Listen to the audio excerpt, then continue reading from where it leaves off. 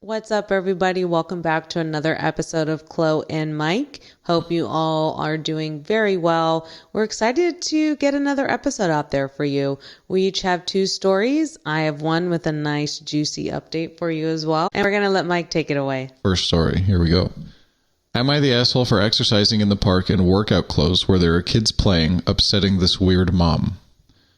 So there's a park with a playground in the middle. Me and two of my friends are trying to lose weight and just look better because I hit a whopper of a weight. We all kind of got porky over the last few years. We usually meet up to go on walks together, and a few times a week we do some exercise at the park, like using stuff like hand weights, kettlebells, etc. But yesterday there was this woman with her kids at the playground, and she kept looking over at us, glaring and scowling. I didn't notice, but one of my friends did. After like 10 minutes of this, she came over and started chatting, which I thought was normal. But then she was like, "So, I guess you girls must be new. This is a family park, as you can see." We were like, "Yeah, that's why we come here." And none of us are new. She got a little attitude and was like, "Okay, so if you know, why are you dressed like that?" My friends and I looked at each other and were like, "This is pretty normal exercise clothing, especially when it's 90 degrees out." Like I was wearing bike shorts and a sports bra. I told her I didn't get the problem, and she kept saying, "This is a family park." And then she finally said that it was inappropriate. I said, "Okay, how is this inappropriate?" Then I looked over at the playground part where there was a mom with her kids in the exact same outfit. I pointed out to the woman and asked her why she wasn't bothering her, and she looked at me and said, "You know why." I said, "No, I don't know why. She's actually over there with the kids, and we're on the other side of the effing park." She kind of got red in the face and was like, "One of you is jiggling all over the place and the other isn't." I was like, "Oh, so your problem isn't the clothes, it's because I'm fat. Because yeah, I'm 5'4" and 200 pounds. So of course I'm going to jiggle." She was like, "I didn't say that, don't put words in my mouth." I said, "No, but that's literally what you were saying." She kept talking about it being a family park, and I was done with it and ready for the next exercise. So I just said, "Okay, well, all of that sounds like a you problem." She said if she sees us again, she's going to call the cops for public indecency. I just laughed and said, "Okay, whatever, Becky." Last night, one of my girls sent me a screenshot of this woman's post on the neighborhood app complaining about people dressed inappropriately at the park where there are children. The responses were all over the place, and some of them were definitely in support of us. But now I'm just like, really? Am I the asshole? I think that Becky, Karen needs to get a grip, and it clearly sounds like Becky was trying to fat shame OP and her friends, right?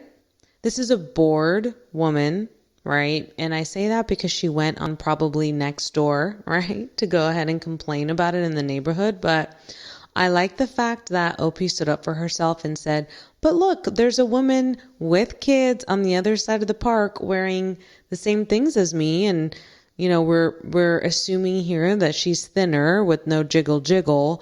OP pointed that out perfectly. There's a woman with a different body type with the same type of clothing on, which is a sports bra and biker shorts, which is very normal workout clothes, and you're not saying anything to her. So clearly to me, she's trying to fat shame her, and I don't like you, Becky. Yeah, I agree. It's perfect circumstance that there was someone else there, a mom with a kid with the same clothes. And I picked this because I don't understand why she was targeted. What discomfort she was causing, what indecency occurred, you know, what happened? Because if anything, if the cops come, this woman's harassing the lady who's exercising. Yes. She should be. I mean, nobody should be doing anything, but it's good that she's exercising. Good for her. Right? So she's harassing this lady, and I don't know what kind of values she's teaching her kids. Well, lots of things are passed down from her parents, and it sounds like, again, she's fat shaming. Regardless of what it is, I don't see any laws being broken. And if you don't want to see something, just look somewhere else, right? if you're in a public park and it sounds like the park's big enough where there are enough sides to it, where these people are away from other people, they're kind of minding their own business, just don't look.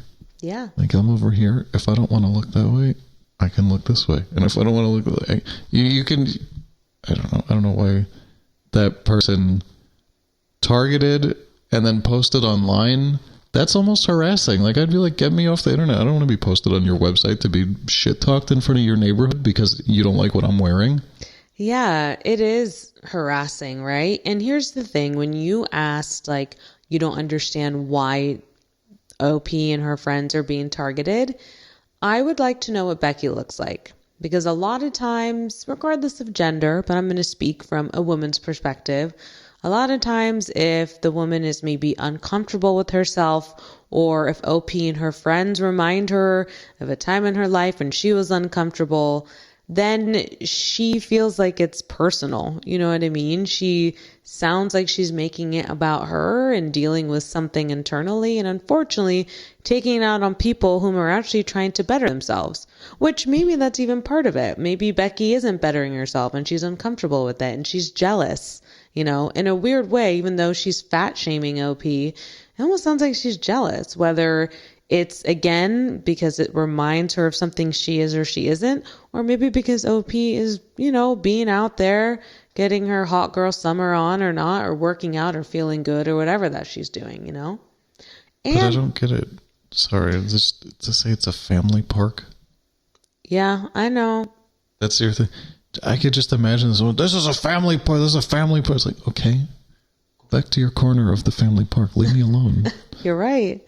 You're right. I'd be flabbergasted. You know, like I go out every day and similar things. I love to wear biker shorts, and where we are, it's easily in the high 80s and 90s. And I don't go in a sports bra, but I wear like a tank top or a crop top and bike shorts. And if somebody said that to me while I'm minding my own business and not indecent at all, I would be so upset. And then if someone saw it on Nextdoor and sent it to me, I'd be like, Becky, get a grip. I would tell her that I'm going to call the police on her and get a restraining order if she doesn't stop. I mean, and you could turn it around. Yeah, it definitely is harassment. And I like that OP and her friends are having goals and going out there and doing things. So definitely not the a-hole. Yep. I agree. This is a new one. Somebody commented, wear an outfit to match your skin tone next time. Love it. Yep. Everybody agrees. All right. Pretty straightforward, but pretty bold of someone to approach a stranger. The audacity. The hypocrisy. Hypocrisy, audacity. It's all there. Yep. Lovely. So I'm going to get started on my first story. Am I the asshole for being upset that my fiance proposed with his dead wife's ring? My fiance, 26, and I, 21, have been dating for 2 years. He's honestly been the best boyfriend and support person in my life. In the past, I honestly lost all my faith in men due to many bad experiences, and he was the one to restore it. My fiance had been married before, but his wife unfortunately passed away due to someone driving under the influence. My fiance and my fiance's family both described her as an amazing woman who was basically a saint. Sometimes I feel like I am compared to her, and even get comments from my fiance's family members that I look and sound like her. It sometimes makes me a little uncomfortable because I'm not her replacement. I always knew that my fiance kept some of her belongings, including her engagement and wedding ring, and I've always been okay with it, but I never expected for him to actually propose to me with her ring. When he proposed, he organized a family picnic to announce my pregnancy, and honestly, I've never seen a picnic so fancy before. Everything was perfect. Mine and his family were there, but when he proposed, I saw that the ring he chose was his deceased wife's ring, and I was a little taken aback. I hesitated before I said yes, and his sisters and his mom noticed.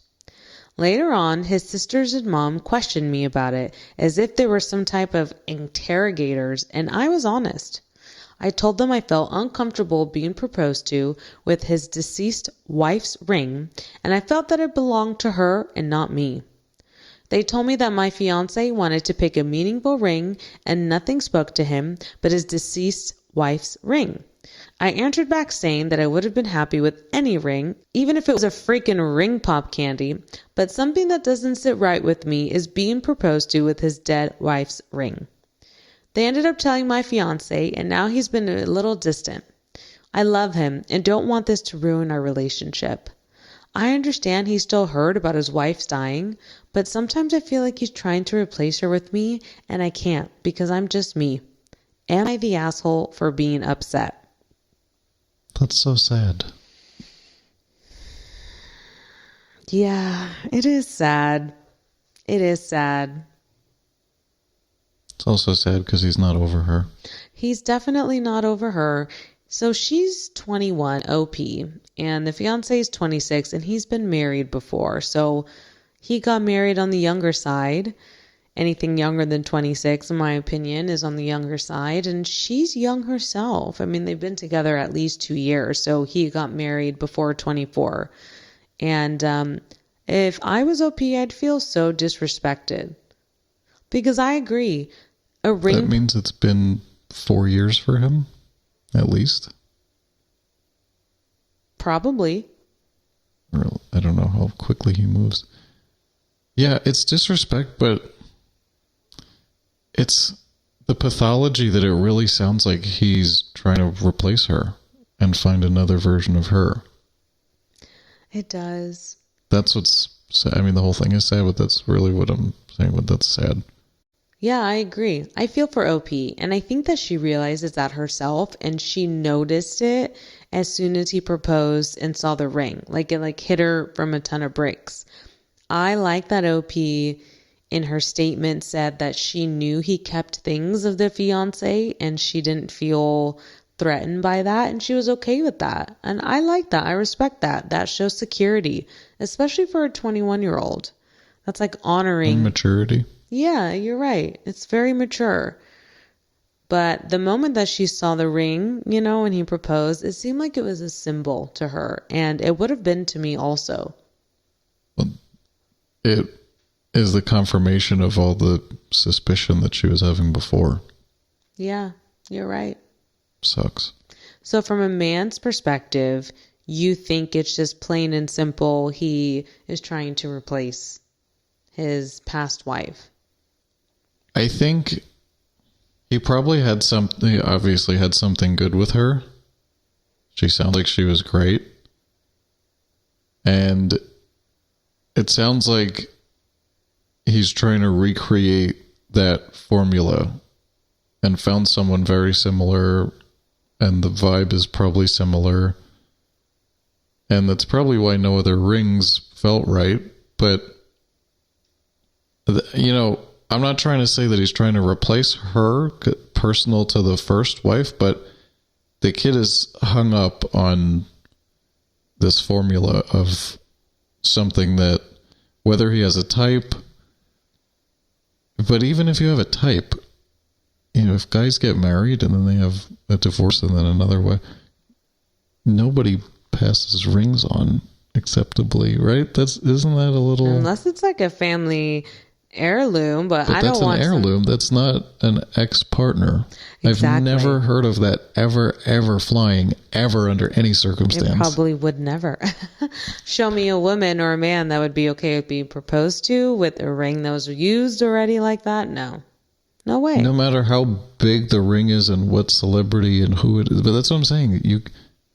To know that you're with someone and this ring that they want to give you was on someone else's finger that they were interested, that, to me, that in and of itself is a sign of it. And I feel bad talking shit about this kid because he clearly needs help, but it's immaturity. It's, he's stuck. It's a lot. So that's a big red flag that he needs help. Yeah. And I'm sure he's perfect, but he sounds like I don't know. I don't think And he's the family is in on it too. I know he's not perfect, but like this girl is only 21 and this whole thing sounds kind of weird. Oh, you're saying perfect in her eyes. Yeah, she's like, oh, he did the perfect picnic and did all these things. I'm sure he's cool, but this is all weird and not healthy. I think she's young, and I think she's learning, unfortunately, the hard way. Something else that to consider about the situation is like when you date somebody, we all know that we all have histories. We've all dated other people. But typically people break up because they're not compatible or for whatever reason that they break up. And then it's a conscious decision by one of the people that were in the relationship to not be together anymore, right? That's not what OP's fiance or boyfriend had. His past wife died from a DUI car crash. It wasn't like they divorced. It wasn't like they didn't want to be together. Like he very much wanted to and may probably still be with her if that DUI didn't happen. And I feel like a traumatic death like that or a separation because of death, he's a widow. So I think that makes a difference in this too. Yeah. Yeah, definitely still hung up. So OP, I think bottom line for us, you are absolutely not the a-hole. Okay. No, she's not the a-hole, but this reveals a bigger unfortunate issue. Yeah, absolutely. So that's exactly what the first comment says.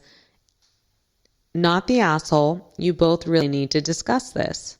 OP responds and says, it's definitely something we'll be discussing, but I just need to find the right way to bring it up. Just do it, OP. Just do it. So common theme, not the asshole. Is he the asshole for doing that? I know it's a tough situation, but... I say yes.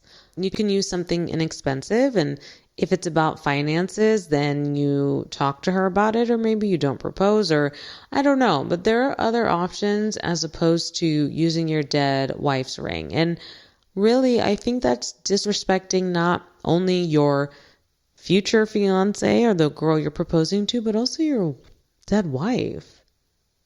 Right? So yes, I do think that he is the a-hole. I think that's just like an easy scapegoat. He doesn't need to use a ring. He's mentally unhealthy. That's what it is.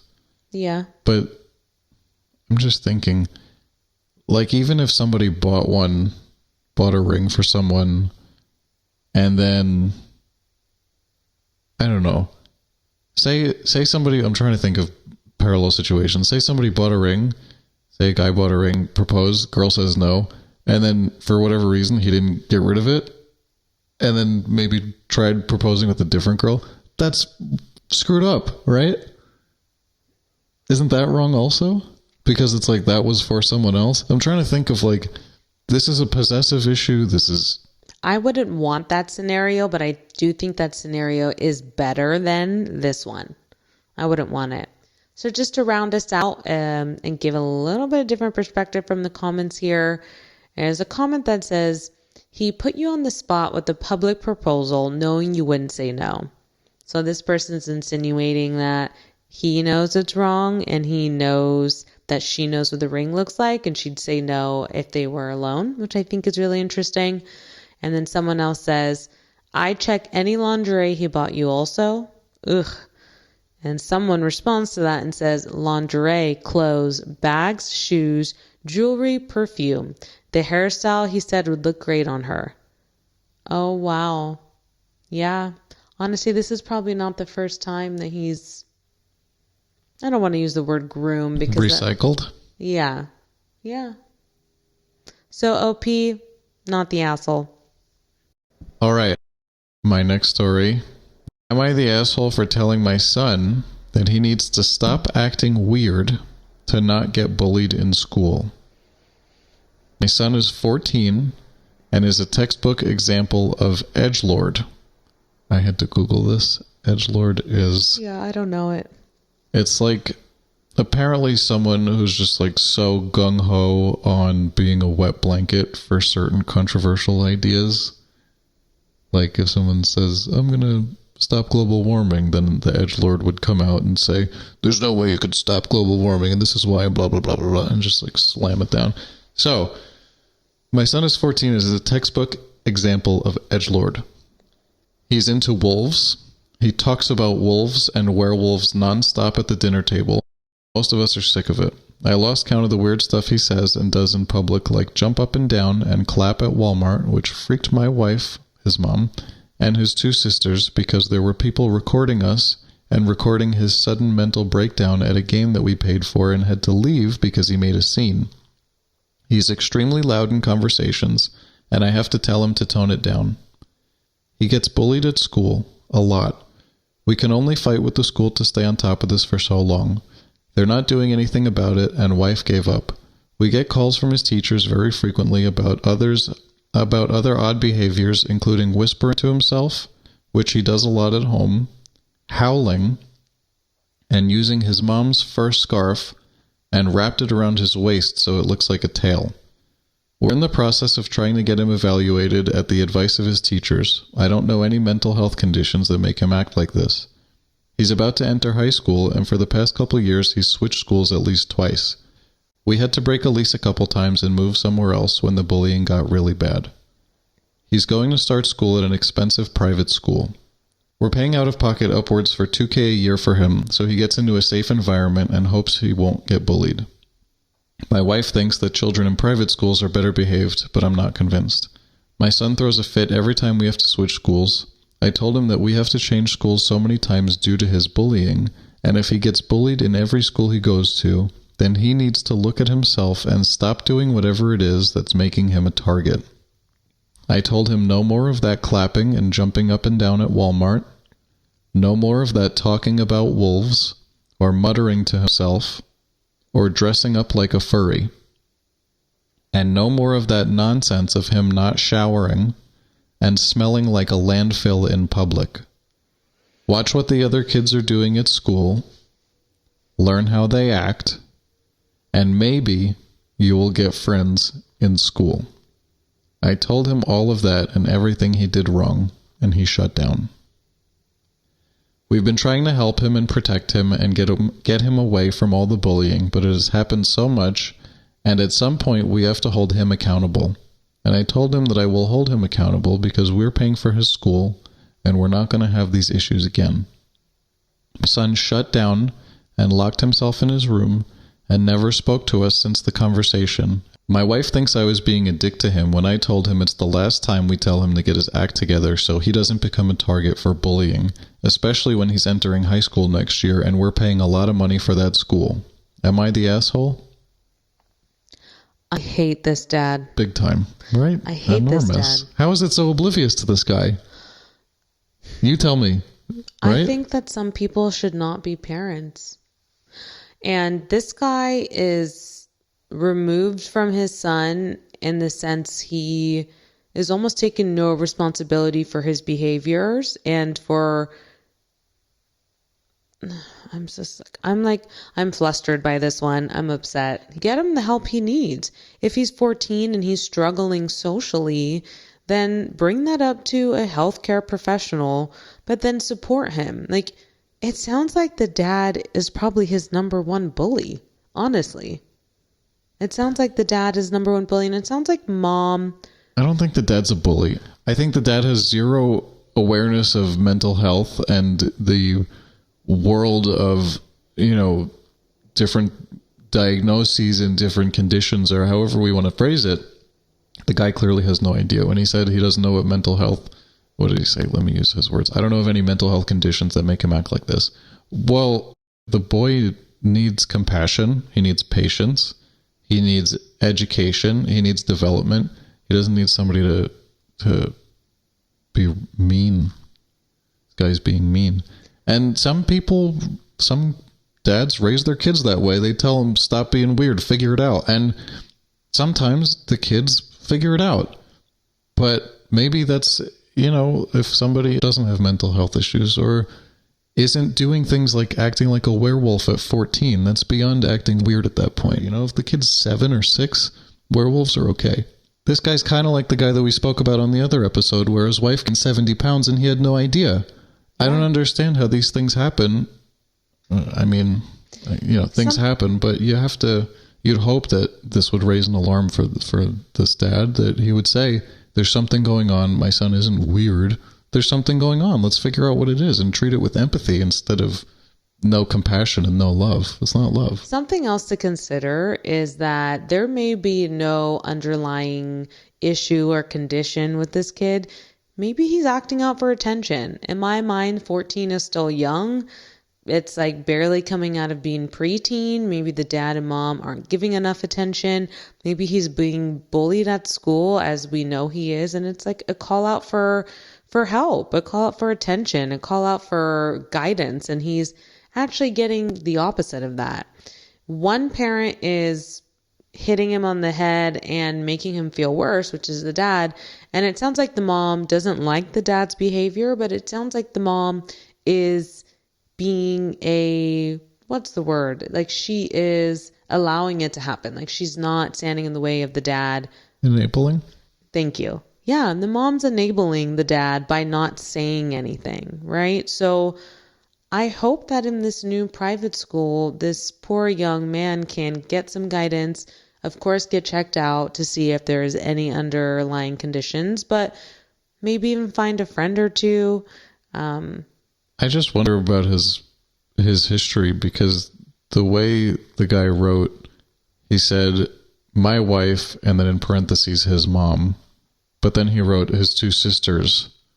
So are the sisters not related? Are they from prior? Is there some kind of broken family drama stuff, and the kid had some trauma that he's going through, and maybe he does need attention, like you're saying, and, he's talking to himself because maybe he's been through some stuff. I don't know. But yeah, the point is, regardless of whether it's mental health, as a parent, to approach the situation like this is sad for the kid. And he's lucky that he just shut down and didn't retaliate. Yeah, absolutely. Absolutely. And, I have to say, there's nothing wrong with liking wolves. The dad talked about liking wolves like it was something to be embarrassed about. Like, let him like wolves. I can think of way more embarrassing hobbies or animals to like. Okay, but when you were 14, you weren't howling and jumping up and down in public and throwing tantrums. And I mean, there are signals that there's something happening. Tantrums, no, but I can think of women who were way past 20s, 30s, who were into Twilight and into Vampire Diaries and into wolves and things like that. Yeah, but they probably have jobs and friends, and they have like stable things that they do every day. It doesn't 14. Sound like he could, but going to school every day is something.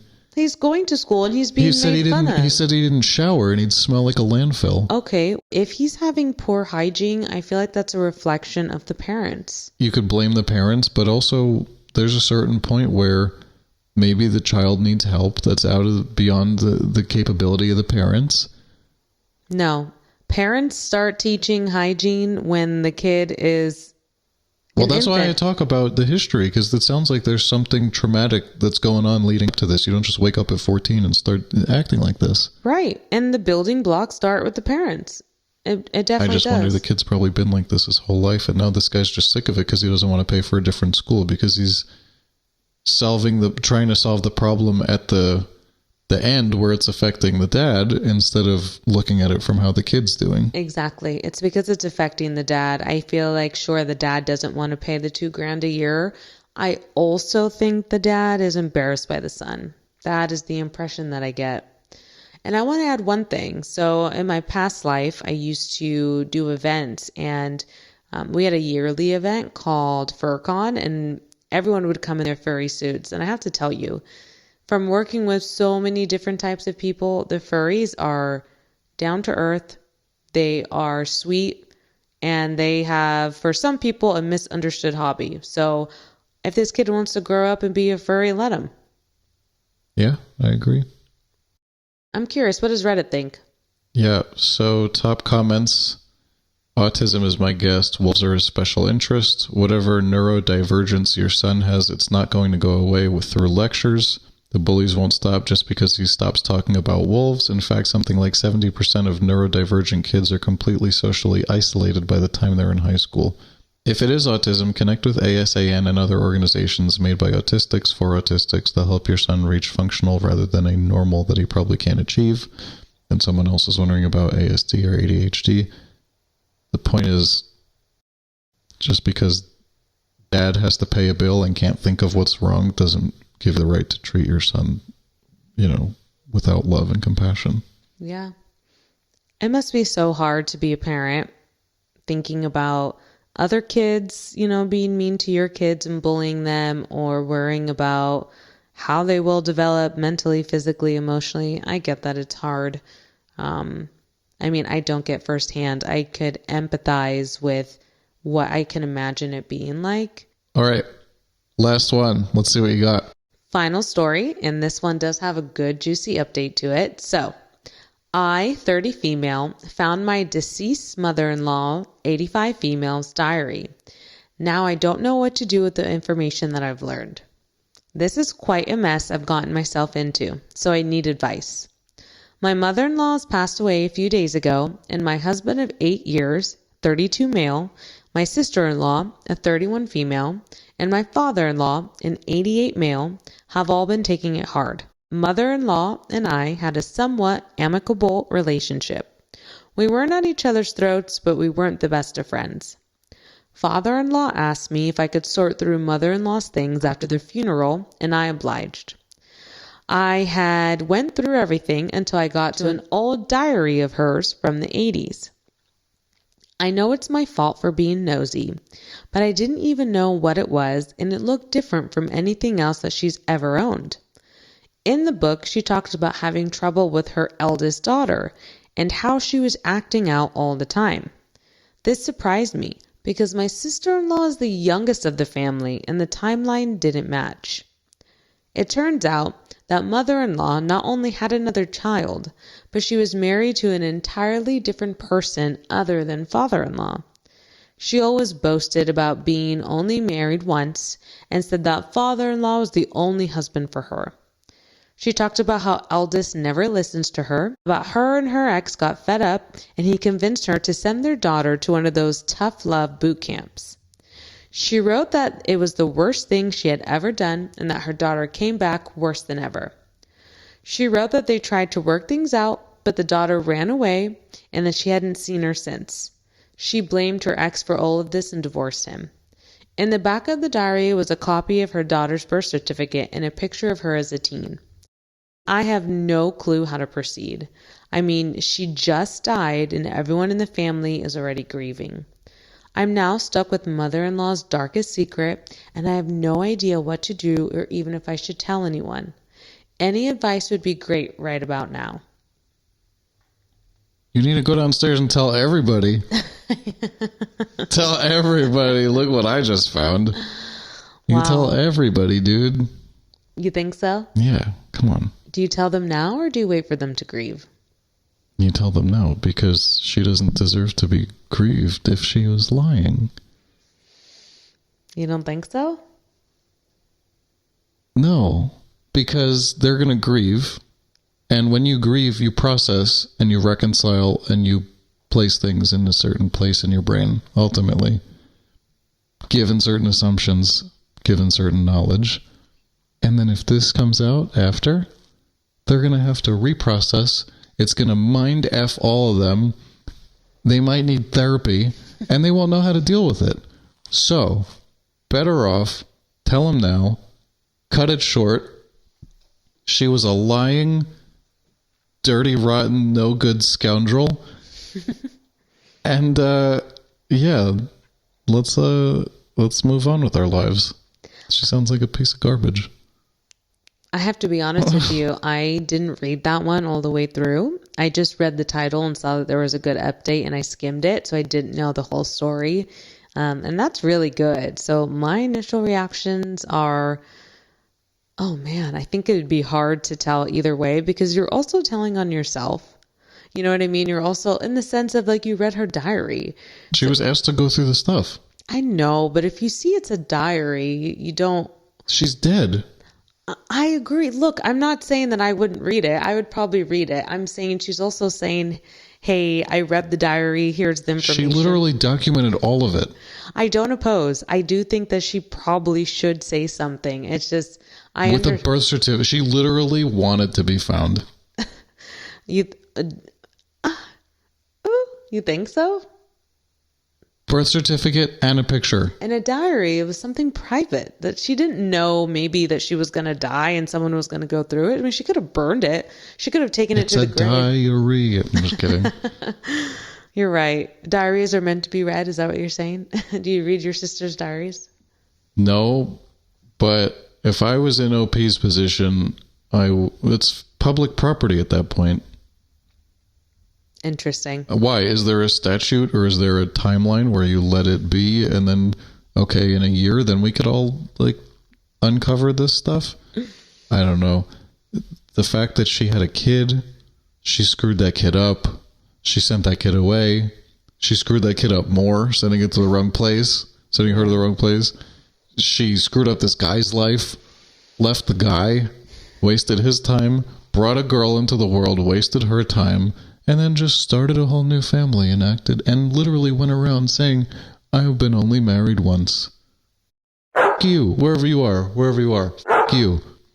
If it was flipped around and if this was the guy and he had another friend, we would be trashing this guy. So come on. This person doesn't deserve any secret keeping. Sure. She betrayed her own family. For me, I'm not trying to keep the secret of the diary writer. I guess I'm trying to think about what would be fair and when it would be fair to tell the family, because the family is the innocent one in this, and the family just realized they had their whole life without a sibling or a stepdaughter. And so I'm thinking about the family who's grieving the mother, not knowing she didn't do anything wrong, and then them finding out more. So I'm not trying to protect the diary writer. I'm just thinking of when is the best time to share with the family.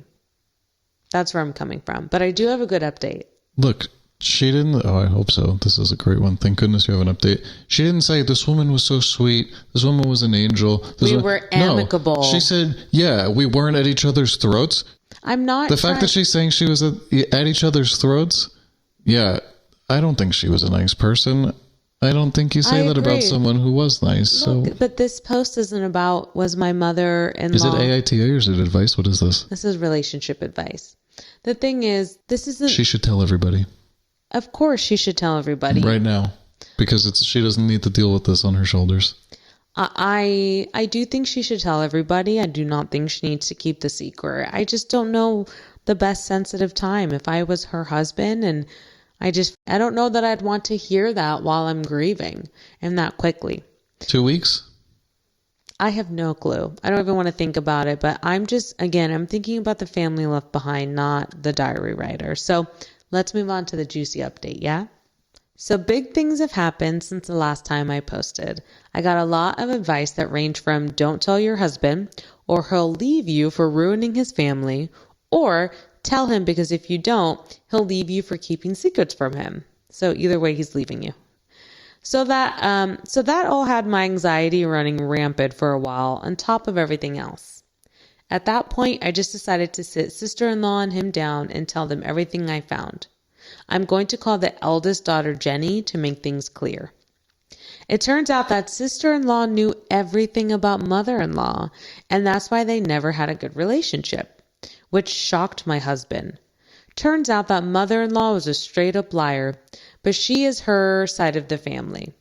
The first thing she lied about was her age. She is not 85, she's 73. Sister-in-law found a copy of her real birth date at her aunt's house, and that's when mother-in-law decided to come clean.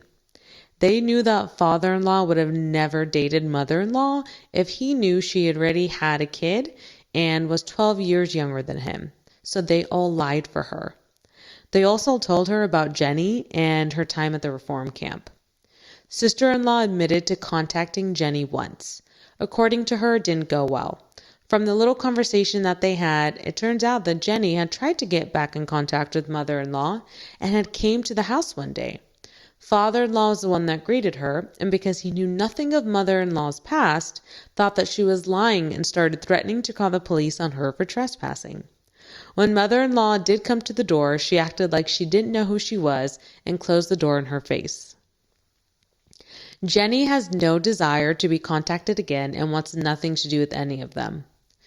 My husband is greatly upset about being kept in the dark for all of these years, but he's working through it. We've all agreed to never tell father-in-law any of what we discovered. He's an old man, and we decided it's better for him to live in ignorance. I've given the diary to sister-in-law, and she can do whatever she wants with it. Anticlimactic, I know, but I'm glad that everything is out in the open now. Thanks for the advice, everyone. Not at all anticlimactic. That went perfectly. That's amazing. She knew? Of course she knew. I told you she was a piece of garbage. So not only, to your point, did the mother-in-law lie, so did the mother-in-law's sister, the aunt, and so did OP's husband, so did sister-in-law, who knew about Jenny. So it's just a family of liars that just, got deeper and deeper into the rabbit hole there. Well, it's the grandma who was doing what she thought she needed to survive, and then everyone just supporting her for it. Yeah, I guess that family's like kind of thick as thieves, that they all kept her secret for her. And I think that the two biggest losers, I guess you could speak to in this story, is going to be OP's husband, who didn't know about any of this, and is also going to be Jenny. Yeah, I feel for Jenny. Yeah, and I guess Jenny the most, because at least OP's husband seemed to have a mother and father and siblings in their life.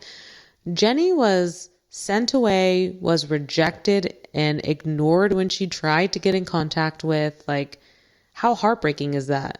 That's really, really, really sad.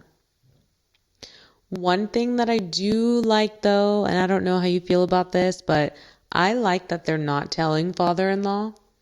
I like that father-in-law, they said he was, 88?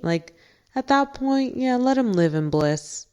News like that at that age, especially after, becoming a widow, becoming a widower, becoming a widow like that can take you out. So they're protecting him, which at this point, I'm not upset about.